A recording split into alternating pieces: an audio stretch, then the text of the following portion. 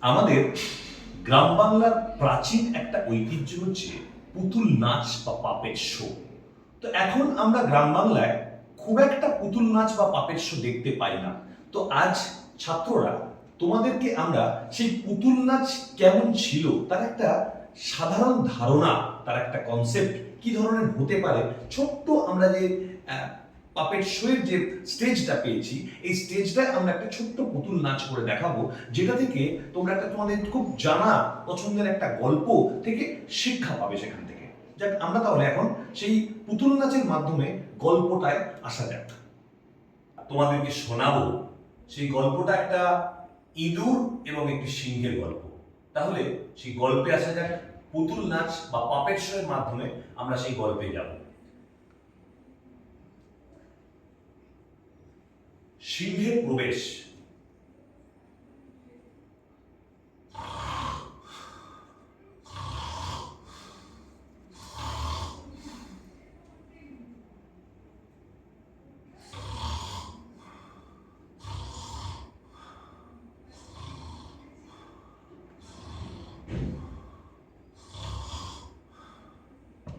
কোথাও তো কিছু পাচ্ছি না, কোথাও তো কিছু পাচ্ছি না। আমি যে কোথায় ঢুকি?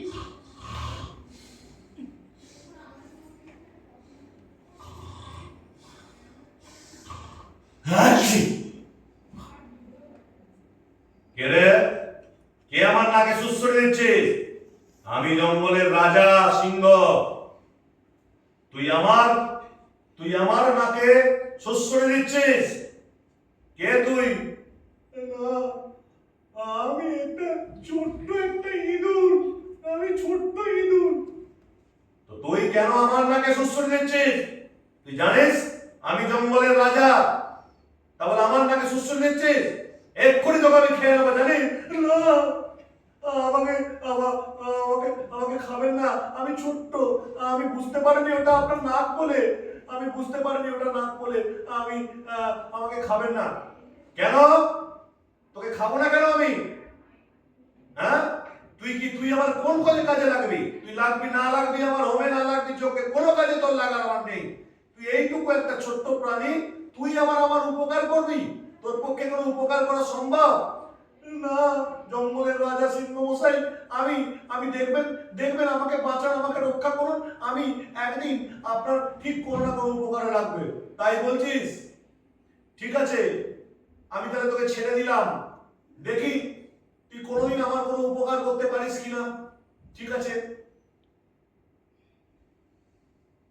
একদিন সেই সিংহ জঙ্গলে যখন ঘোরাফেরা করছে, এক শিকারী সেই জঙ্গলে এসে উপস্থিত হয় এবং সেই জঙ্গলে যখন সিংহ ঘোরাফেরা করছে, শিকারী সেই